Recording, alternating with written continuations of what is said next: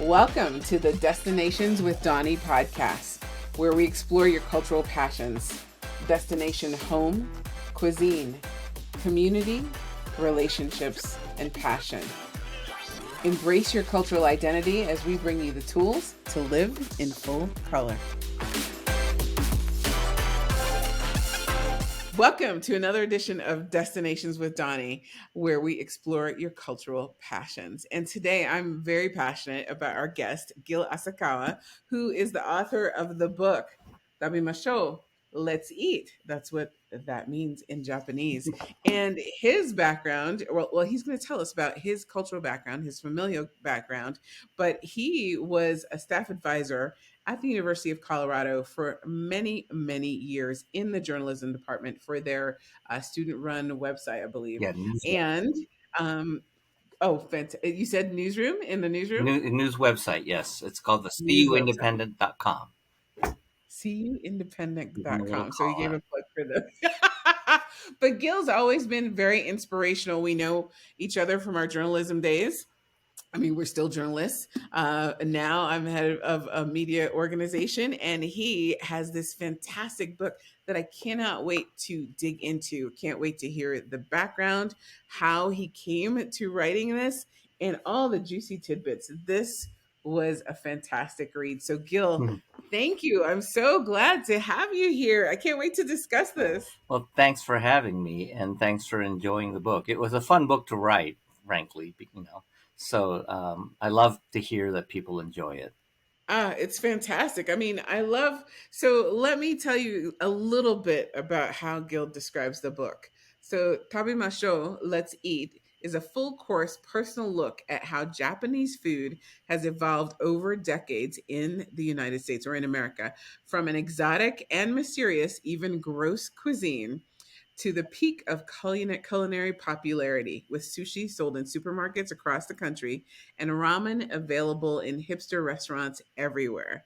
So he has a full menu of how to introduce this food and where it came from to the United States. So today we get the pleasure of him just telling us some of these tidbits, and hopefully you'll run out and pick up this wonderful Hmm. book.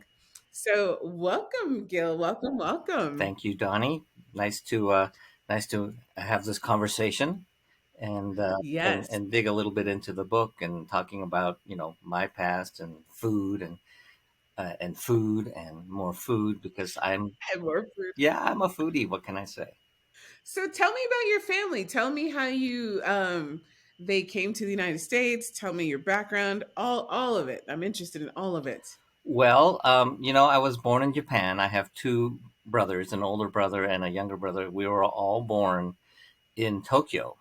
And that's because my dad, who was Japanese American, born in Hawaii, his grandfather uh, decided to take the family back to Japan in 1940. Really bad timing. It was just in Oh, time, for Pearl Harbor and the war to break out in 1941. So my dad's family spent the war. They're all born in Hawaii. They're very Americanized, and they had to spend the wartime in mm, Japan and only speaking Japanese, singing Glenn Miller songs in the house at night, um, mm, and after the war, he joined the U.S. Occupation Forces first as a houseboy because he was only 13 at the end of the war. When he turned 17, he joined the army. He was stationed in northern Japan in the Hokkaido in after the war during the Korean War, and he met my mom in the town of Nemuro, my mom's hometown, which is the easternmost tip of Hokkaido, the northernmost island. It's a cold place, but they have the best seafood in the world ever, which my mom is happy to say all the time. And I have to admit, she's right. They have amazing seafood in Nemuro. So, I was born and raised in Tokyo. Kind of, we lived in civilian neighborhoods, Japanese neighborhoods, but my brother and I went to school on military bases. So I had this very bicultural upbringing of hanging with U.S. military brats, during the day, and then going home to the Japanese neighborhood, playing with my Japanese friends after school. And my mom would cook this mixture of Japanese food and American food, and that was it. After when my family moved to the States in 1966, I was 8 years old. I was in third grade, and my mom still cooked this mixture of Japanese food at home and American food, and my dad would grill the steaks on the hibachi grill in the back porch, and so I had this not just bicultural in terms of the culture in the house and the artwork, and we took our shoes off and stuff, but I had a bicultural foodie upbringing where my mom would make spaghetti with meat sauce, and which is not very authentic. My college roommate, who's Italian, I'm sure he would frown on it as being not very Italian. But we'd have spaghetti, and my mom would make salmon for herself with rice. We would have turkey for Thanksgiving, and there'd always be rice. And there ain't nothing better than rice with gravy. Putting gravy on rice is wonderful. It's so much better than putting gravy on mashed potatoes. So, Mm. yeah, so I had this kind of mix of what's traditional, what's Japanese. I'd bring home my friends from high school. I was a school photographer, so I had some jock friends, and we'd come home, and Bubba, the football player, would walk in after me, and I go, "Hey, Bubba, sorry, my mom's cooking this Japanese winter stew. It's called oden, and it's kind of stinky. So let's just go straight up to my room upstairs, and we'll just hang out up there." Because my mom would be cooking some stinky Japanese food. Japanese people like some stinky things and some slimy things, and um, but I grew up with the stuff. So, but I also understand that stuff isn't for everybody, especially in the U.S. Right. It's interesting. It's funny. My best friend in high school, she was Korean, and Mm. her mom used to make kimchi Yeah, in the garage. And woo, yeah, woo. But it's so funny. And I also, even though I'm Afro Latina, both of the countries that I come from, it's, spicy food is the norm. yeah, My brother and I, we are wimps. We can't do spicy. So I never had kimchi. But now I absolutely love kimchi. yeah, Yeah. yeah. And I love Japanese food, that's for sure. So in Trinidad, there's a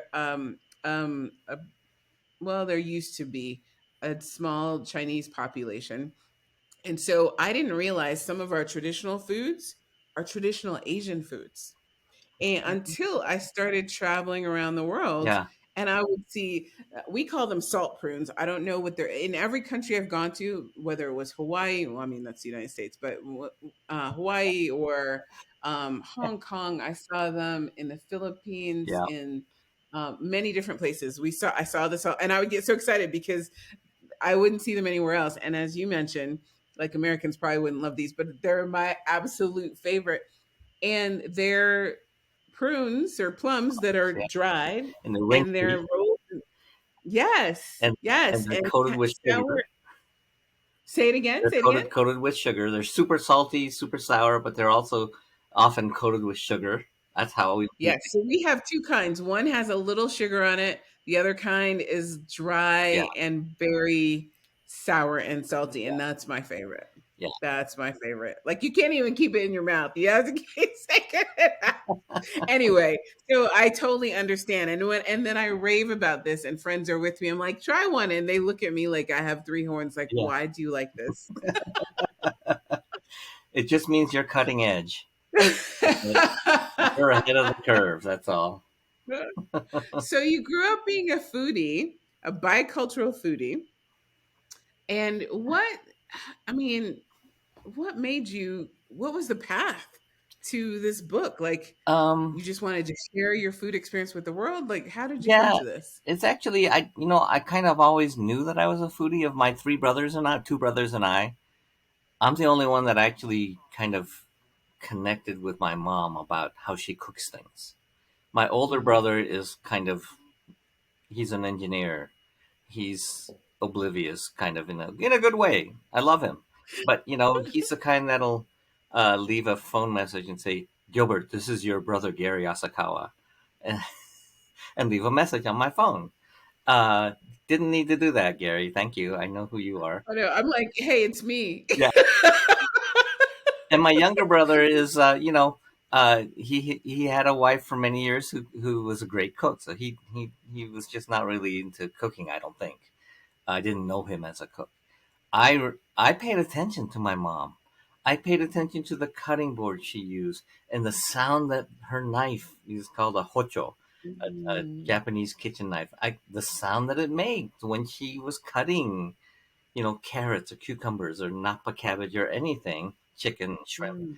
and I paid attention to when she was making food, how much of what things she would put in, and she never measured stuff. I mean, she would just take a couple of Yep. of this and a pinch of that and pour shoyu into it, soy sauce into it until she felt like it was the right amount, and sake and mirin and all these. She would just go by gut, and I kind of cook that way myself now, and Yeah. so I know that I was inspired by that, but as a career, I went to art school in New York City. When I went to art school, I thought I would go work for Marvel Comics. That was my goal in life. But then Wow. I was corrupted by the fine arts department, and I ended up getting a BFA in painting, which, you don't have a career in painting unless you're the top 1% of painters in the world. Um, so while I was at art school, I started writing like music stuff for the college paper, and I had done, I was on the high school newspaper staff, so I'd done some writing, and in fact, I was supposed to go to Columbia and study journalism, but I told my parents I wanted to go to art school because I didn't know how to type, and I didn't want to stay up all night typing papers. Wow. So, um, but when I came out of art school, I went to work for a paint store because it seemed to suit my degree, and my parents were mad at me for doing that. Like, we paid that much for an art education, and you're You working to go to in a a paint store. store. I said sorry, but I started writing for local newspapers, art stuff at first, and also music stuff because I had been on the college radio station and whatnot. And so I wrote for the Colorado Daily in Boulder for a year. I took those clips down to Denver to this young newspaper called Westward, which was published every other week at the time in 1980. And I started writing for them. And I wrote art stuff and I wrote music stuff. And finally told the editor, Patty Calhoun, you know, you don't have anybody covering the local music scene and going out to the clubs. I can do that for you. And she said, okay, sure. So I started writing, covering kind of the local music scene, and that's what I did for like 11 years. And during that time, I ended up writing for Rolling Stone magazine as a freelancer and some other music magazines. And I thought of myself as a music guy. Helped launch this radio show in Boulder called E Town, which has live music segments and environmental education. Really a great show, and it's still around. And then this thing called the internet happened. So I've had this really weird, rambling career where I just kind of go where my passions take me. I was super lucky to be writing about music for a living. And then I went Mhm. to Colorado Springs. I was the entertainment editor and in charge of the arts coverage and music coverage for the Colorado Springs Gazette daily newspaper. And then I came back to Denver and started working for this new kind of thing called online media sites. So I worked for AOL back in 1996 when AOL was still a thing, an exciting thing. And You got mail. you got mail, exactly. And I did that for a long time, and then the industry crashed, and then went to work for the Denver Post, and all the while I was writing about like you know stuff, music, art, stuff that I was interested in. And in the late '90s, I started a blog that I still have called NikkeiView.com, and Mm. it was actually initially just a website, and then I turned it into a blog um, just to maintain it easier, and then. Um, Really, I kept working in like online jobs and wasn't really food oriented for a long time until when was it? You know, I was more kind of um, Asia and Japan oriented. That's what my Mm. passion was. So my blog is about Japanese and Asian identity and racism and history and news. It's called NikkeiView.com. And and I kind of maintain that. And then this publisher, Stonebridge Press, the one that just published my Tabemasho book, they reached out to Mhm. me and said, "Hey, we know that you're doing this blog. Can you write a book about the history of Japanese Americans?" So back in 2004, I published this, which is called "Being Japanese American." It's on Wow. Stonebridge Press, and it's still in print. And this is the second edition. They revised it. They let me revise it in 2014 because, frankly, Japanese American stuff became that much more popular. Like anime and manga and things Yes.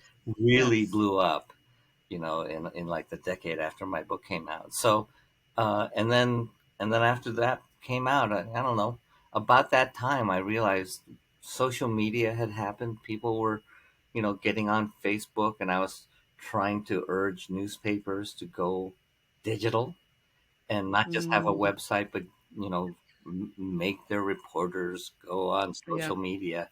And man, middle career reporters did not want to do that.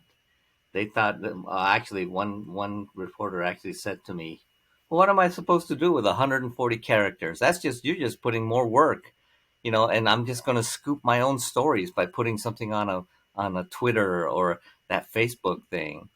And I had to fight that. But I was running the Denver Post's website at the time, denverpost.com. And so, in the midst of all that, with social media happening, I started taking pictures of food. And I didn't do it purposefully, but for some reason I knew that Asians were really into that. And, and it's been kind of joked about that if you're Asian, you have permission to take pictures of food because that's what Asians do. And it's not just Asians, because I know a lot of people do food porn. There's hashtag food porn, right? I always take pictures of my food. Always. Always. And when I look at my pictures of food, man, they're kind of boring because they're all the same.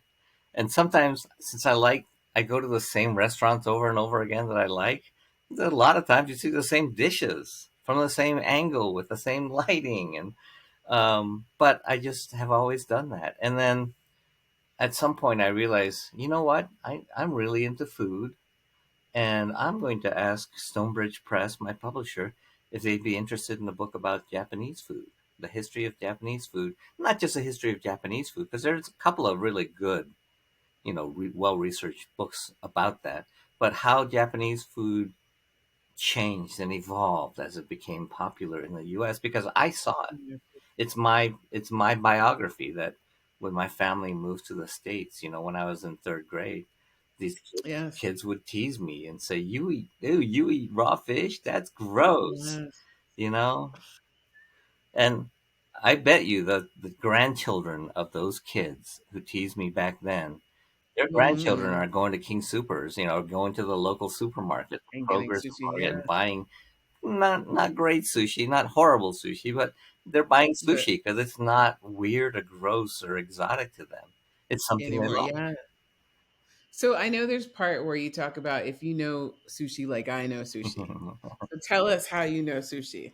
Well, that's kind of a double-edged sword because, yes, sushi is super well known in Japan, and people eat sushi, all kinds of sushi, and there's the uh, revolving sushi belt thing. Kura sushi is the popular one around the country. There's like over 400 already. There's like 700 and some in Japan, and they're aiming for 1,000 in the U.S. These Wow. places where they just roll sushi by your table, and you just grab whatever one you want to eat, and then you get charged by the plate. It's kind of an interesting concept, and I have opinions on that. But in when I was a kid, we didn't eat a lot of sushi. in Japan. Mm, Sushi was something special for New mm, Year. My mom would make certain kinds of sushi for New Year's and invite friends over, or we would go out for special occasions to restaurants that were known for their sushi. And and it's kind of the same with Japanese Americans in the U.S. A lot of Japanese Americans, yeah, we all eat sushi, but we didn't necessarily grow up eating sushi. The grandmas that, you know, if you ask grandmas, what kind of sushi did you make? They'll say it's the futomaki, the fat rolls that have like egg and spinach and this different things rolled up into a fat roll, and then they slice it into pieces, and that's called futomaki, fat roll. And mm, that was more the kind of sushi we would eat. Or I don't have one with me, but inari sushi, which is the one in the tofu pouch, brown pouch with sushi rice in it. And you know, those kinds of sushi are kind of like working class. They're not pretentious mm, sushi. They're not topped with a, you know, a precious piece of sashimi or anything. We ate sashimi too, but it's just eating sushi wasn't part of our everyday, upbringing. And but sushi is, I know when I'm eating lame sushi. if if the rice, and people they underestimate the importance of the sushi rice. The mm. vinegar It's very important. and the mirin, the slight sweetness that goes into sushi rice is so important. The way that sushi chefs have to fan the rice while they're cutting it, they'll never smash the rice, you know, the individual pieces of rice. They kind of, you know, sprinkle the vinegar and then they kind of mix it and they fan it at the same time to cool it. Um, you can tell when that's not done right. You can tell, I Mm, can tell when sushi rice has no flavoring in it and it's just yes. rice. And I go, man, this is phony. This is just totally fake. And And sometimes it's al dente, like yeah, crunchy. exactly. Exactly. Or if, yeah, if the rice isn't cooked well, that's really a bad sign. But you know, and then on top of that, you can tell when the sashimi, the fish that goes on sushi, is not Mm, fresh. And you know, in mm, inland areas like Colorado, you risk that much more than maybe on the coasts. But yeah, sushi and sashimi should not taste fishy. It just should mm, not. If it's fresh fish, it won't taste fishy. Well, anchovies will always taste fishy because mm, that's why mhm, we eat mhm, them. But you know, and there are things that Japanese make with anchovies, and so um, it's just this culture of having sushi a certain way. It's a Japanese cultural way of pretty much doing everything in a very mm. specific traditional way. And you can be modern and you can mix up ingredients and stuff. But you know, if you read my book, you know that I'm not a big fan of the California roll. Right. California rolls, you know, with the rice on the outside. The first time my mom saw that, and I take my cue from my mom on this too. I showed her, Mom, this is new sushi. It's popular. She goes, are nan desu ka? Inchiki sushi yo, which means, huh? What is that? That's fake sushi. And and uh, and I think of it as fake sushi. It was made, yes, it was invented by Japanese sushi chefs in the U.S., but it was made to appease diners who were grossed out at the By thought the of raw seeing fish. seaweed on the outside of a sushi roll.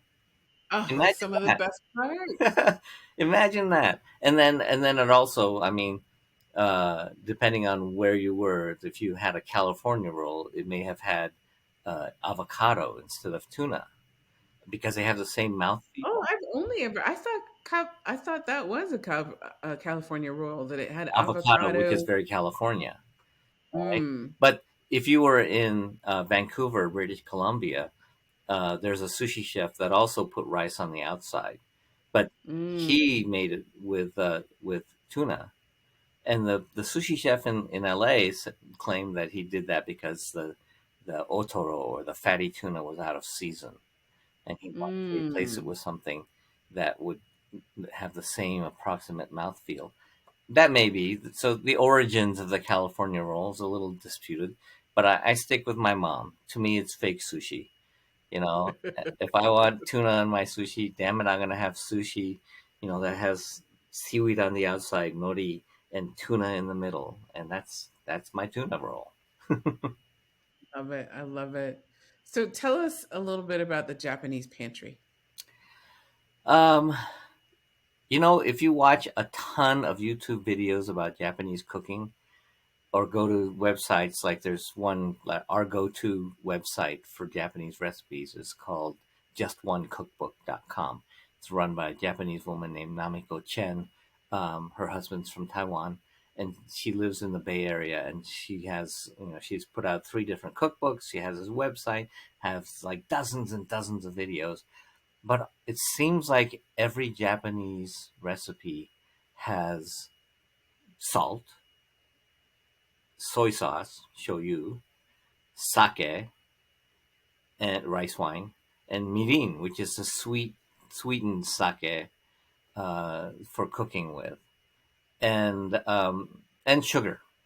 So many Japanese recipes, including the most basic, which is teriyaki sauce. Right, teriyaki sauce is made with those things, and that it goes into everything. It goes into, like, you can make pickles with it. You can vary various levels of salt versus sugar.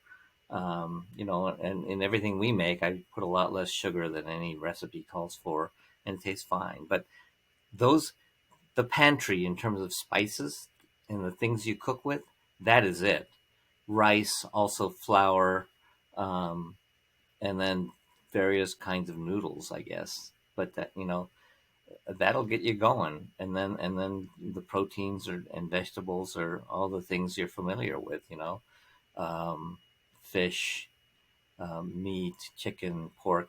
The one thing I learned when I wrote this book is that a lot of the food we just accept as being traditional Japanese food, um, either aren't so traditional, or they're appropriated, frankly, to use a word, from other Right. cultures.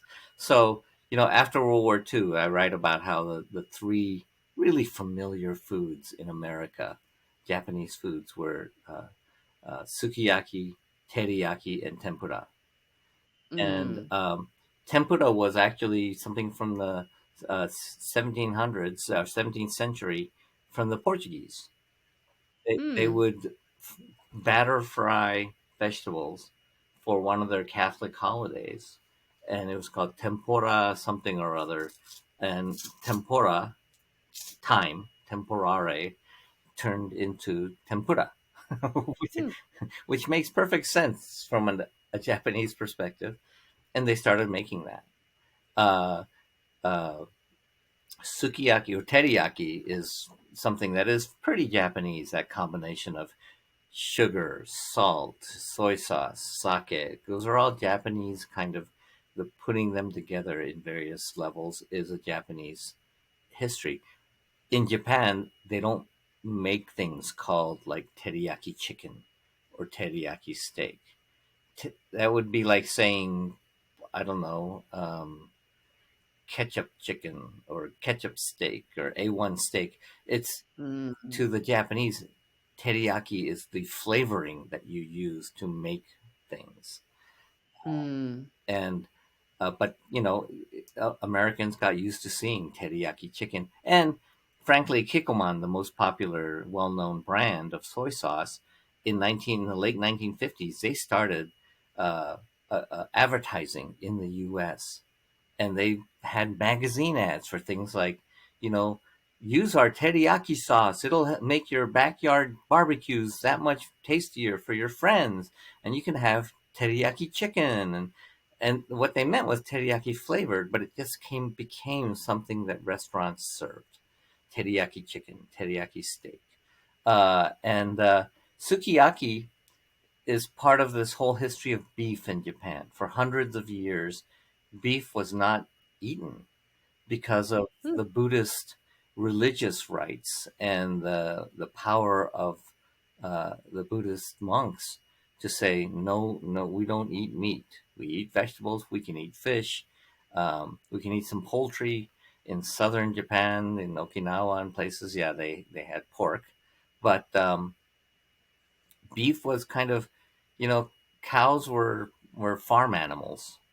They were used to plow, and so it wasn't until the Meiji era, which is when there was a young um, uh, emperor who came to power in the mid 1800s after the U.S. opened up Japan by force and said, "You're going to start trading with us, or we're going to blow up, Yokohama and Tokyo Bay," because they came.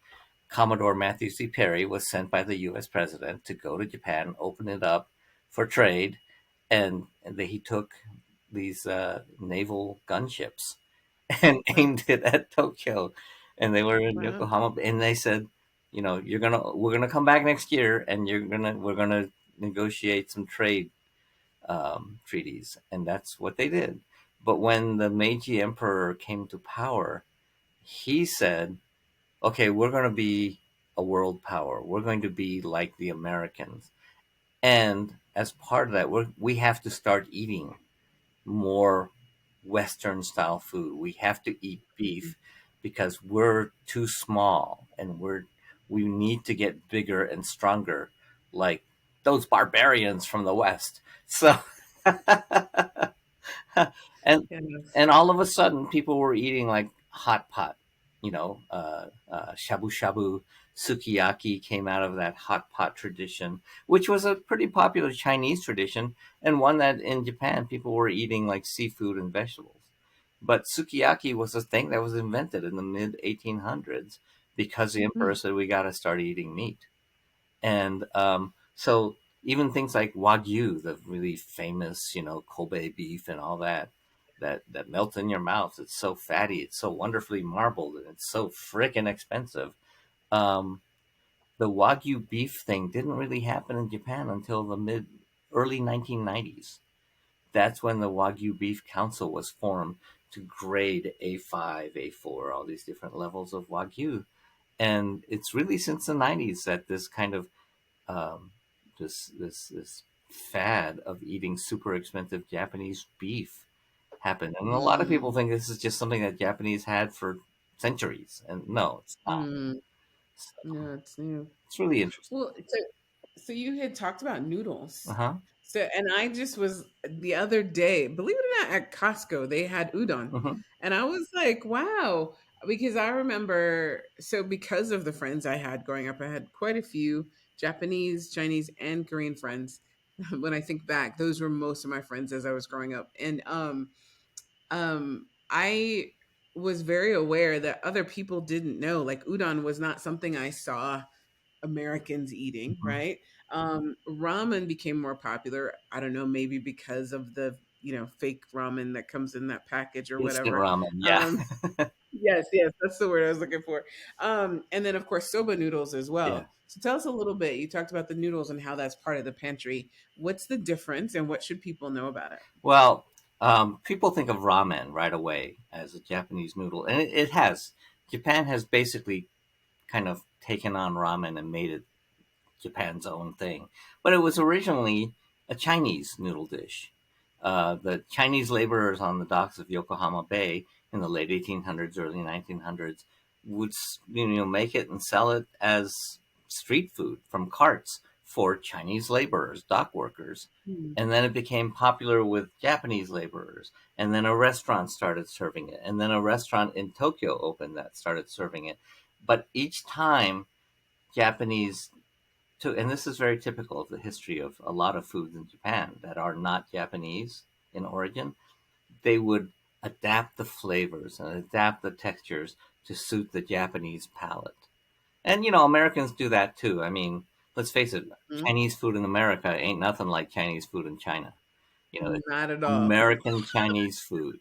If you show a Well, you Chinese, even mentioned American Italian food, well, yeah, right? no, that's the other my Italian roommate from from Yes. college rails at the whenever I post something about, yeah, we had sausage and beef meat sauce with meatballs, and my roommate would post something on my picture, snarky post on the picture saying, that's not really Italian. Italians would never put all that stuff on us.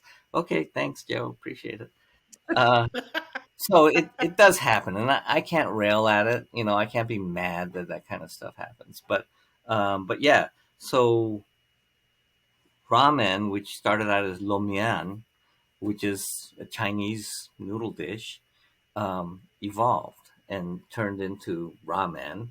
And now ramen is all over Japan. There's like all these variations, regional variations. There's miso ramen in Hokkaido and Sapporo, where it's cold, and miso was a very hearty way to flavor the soup. And then way down south in Kyushu, there's tonkotsu ramen, which is pork bones and chicken bones that are like simmered for 20 hours, and it's super rich. And if you let it cool, there's a layer of collagen on top of your bowl. It's good for your skin. uh, and the food, I mean, all of it is great. And I remember going to a place in just north of Denver, actually close to Boulder, uh, called Louisville, and it was a ramen place, and it had like broccoli in it sitting on top, and I'm like, broccoli? That's not authentic. I use the word authentic. And I now realize that those kinds of measures are both ill-informed and close-minded and possibly racist because um, a I bet you there are places in Japan that serve with broccoli because they'll put anything on ramen. Whatever's local is what works, right? Mhm, and mhm, um, and b everybody has a right to use local ingredients or any kind of ingredients to make whatever tastes good. And it's it's when people appropriate the culture of Japan mhm, and say this is Japanese food, and they know it's not. That mm, then they're faking people out, and it's lying. And mm. I went into a ramen and poke place, with raw fish, raw sashimi. That's a Hawaiian thing.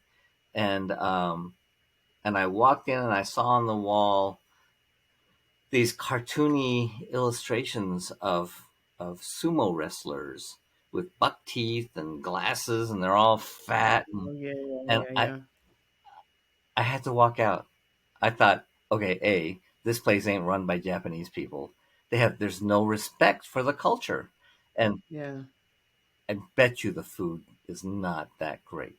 Now, having said that, I do, there's a lot of discussion right now in food circles about we need to get rid of the ethnic aisle in restaurants, not restaurants, in grocery In, stores, supermarkets? supermarkets, Mm. because why shouldn't soy sauce be next to salt and pepper and I don't know, a ketchup or Worcestershire sauce or whatever, Right, that right, right.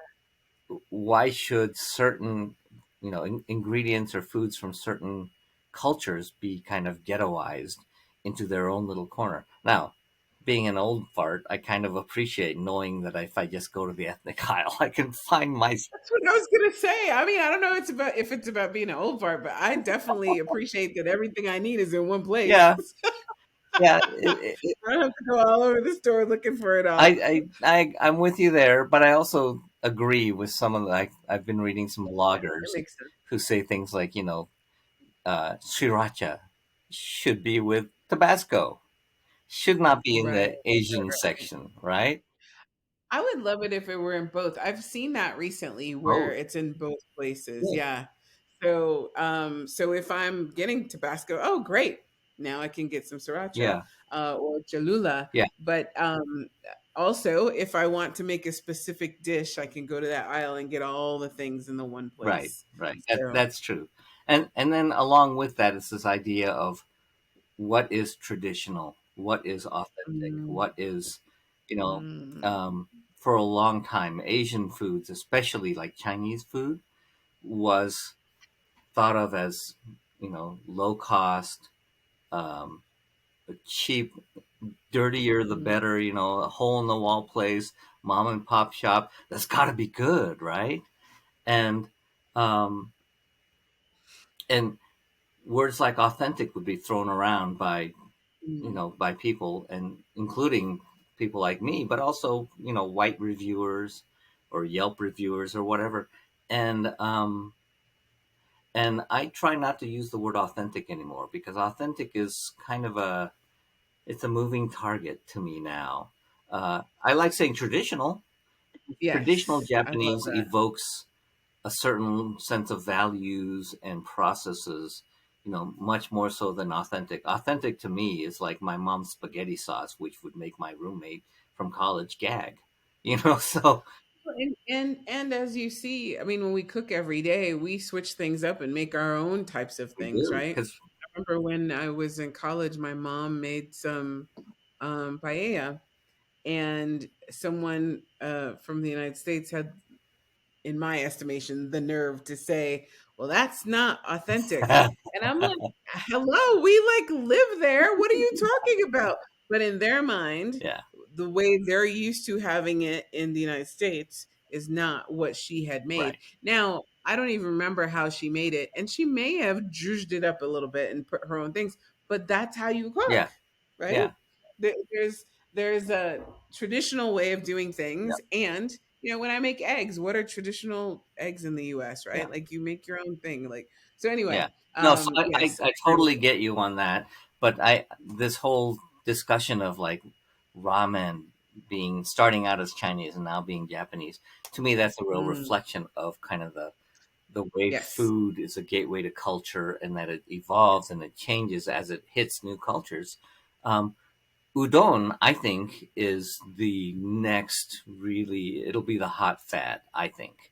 Udon Oh, noodles, really? the thicker white flour noodles, wheat flour noodles, they're very Japanese, traditional Japanese. And my mom, who is kind of particular, I would say a downright nationalist, she doesn't like ramen. She calls it disparagingly chuka. Chinese. That's Chinese noodles, and even though it's like the most popular thing in Japan, and she would rather have udon, Mm, which is a much more kind of a Japan centric tradition, and also soba noodles, which can be had made with buckwheat, which can be eaten hot in a bowl like ramen, or cold that you dip into a sauce and then you slurp it up. My mom likes those kind of things more because to her they're more authentic Japanese. mm, So, but mm. like in Japan, the most popular food in Japan, that something I should look up this percentage and I don't have it. I think it's in the book actually. Um, Something like 70% of Japanese families will eat curry at least once a week. Mm. Curry. And curry is in My favorite. Japan, it's Japanese curry is pretty different from, although I recently had a South Asian woman tell me that actually Japanese curry is, there are parts of India where it is very much like Japanese curry, but the Japanese curry is not like Thai curry, or the way we might be already familiar with Indian curry. The Japanese found curry, appropriated curry from the British, who appropriated it from India because it was a colony. And Yeah. the British sailors brought it to Japan because it was part of their sailors' menu on their ships. And so the Japanese started making it. They made it a little thicker so it could be on a ship and not spill out of a bowl. Mm. And and uh, and Japanese curry to me is like comfort food that I grew up with. But again, Yeah. it ain't really anything like curry that somebody might think is, might look at that and say, that's not authentic. So I don't throw around words like authentic anymore. Yeah, yeah, yeah, that makes sense. I grew up on Madras Yeah. curry because, again, in Trinidad, it's, I don't know the percentage now. I think it's like 54% East Indian Wow. and then like 40, 5% African. At the time that I last looked, it was 3% Chinese, and then about 1% Arabic. Yeah. And people are always shocked by that. But the food in Trinidad, very much so. Of course, there's some African roots, but a lot of Indian Hmm. roots, and of course, Asian or Chinese roots. And so, what was shocking to me is going to different places in Africa and seeing some of those foods that to me were historically, well, used to be Trinidadian. Then I found out they were Indian. But those same foods have different names in all these Yeah. different countries in Africa, right? And as you say, the curry as well. It's been interesting going around the world and finding out food history, Yeah.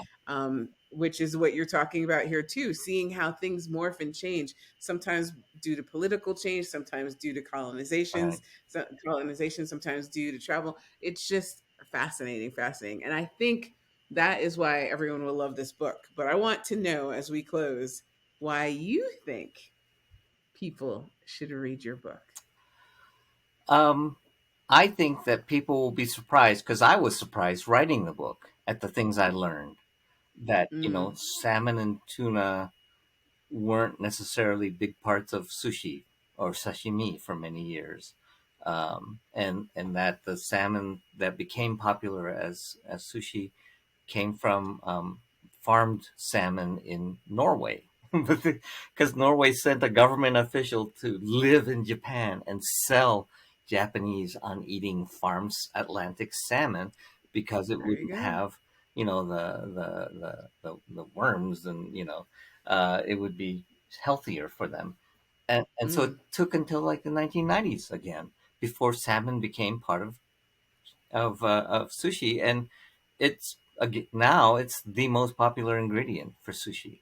I wow. was shocked to discover that things like ramen became popular, and things like bread. Japanese white bread is so different from Wonder Bread. It's sweet, it's chewy, it's like pillowy, it's like eating a cloud, and Yeah. it's making me hungry just thinking about it. Yes. But these things they were made in Japan, like starting from the late 1800s when everything Western got adopted.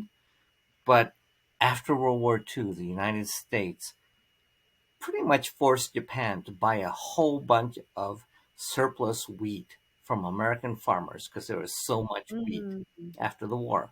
And Japan at the time was having kind of a food crisis because they'd had a bad mm, rice crop. Excuse me.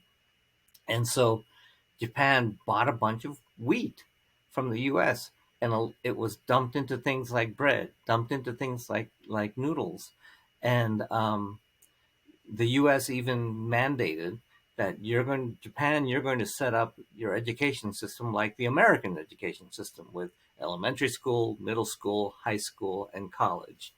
That every child will go to these.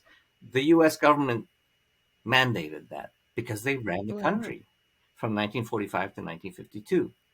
And then they also said, and you're going to feed lunch to all these students every day, and you're going to include bread.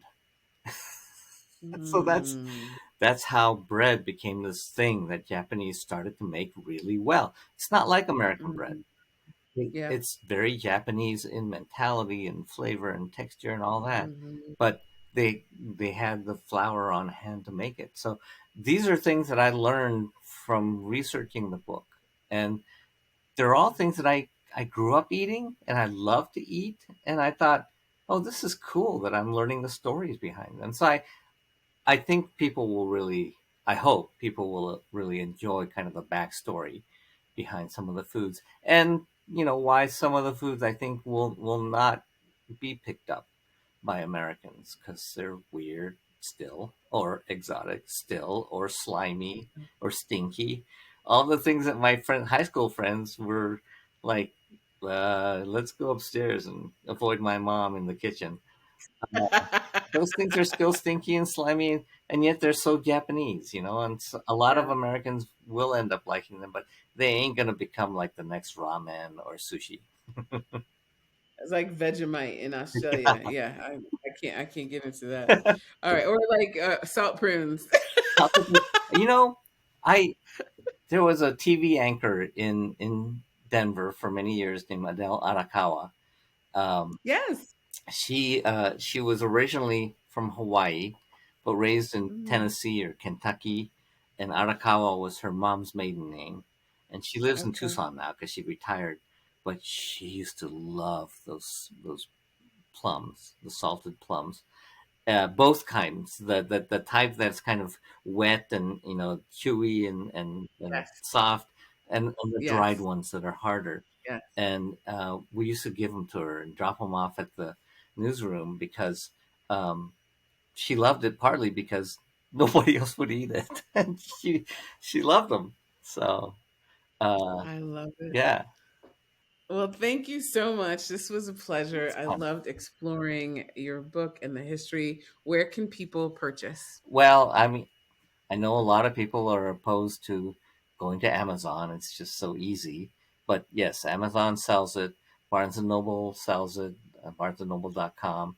A lot of online stores do have it, but also it would be great if people just contact their local bookstore and say, if you don't have it, can you stock it? It's a fun book. Yeah. I have noticed that sometimes bookstores put it into their recipe section. There are no recipes Mm, in the book. but there's no recipes. So it's kind of a part memoir, part history book about food, but there ain't no recipes. I have some recommendations for great sources for recipes, like that justonecookbook.com that I mentioned earlier. And that's where we go to get our recipes for things we want to make and make sure we're making it right, Mm, traditionally, authentically. Um, so hmm. um, I didn't feel at the time that putting a recipe would be putting in recipes would be helpful for the book. So Well, I love it the way it is. Thank you. And then justonerecipe.com. We'll make sure to say that just again so just one people can get cookbook.com. just one cookbook. Oh, see, I'm glad I Yeah, said it. Just one cookbook.com. .com. And I hope that people run out and get your book. This has been fascinating, and I hope that we get to see you again. I look forward to featuring you in Well, Cultures. thank Thanks for you. being here. Thank you. I'll pick something else that'll be fun to read for my next project. That sounds fantastic. Make sure to let us know. Okay. Thanks, Tom. Thanks for listening or watching Destinations with Donnie. Show your support by rating this episode on your podcast platform, wherever you listen to your podcast. And while you're there, make sure to subscribe to get notifications of new episodes because you don't want to ever miss out on any of this cross cultural goodness.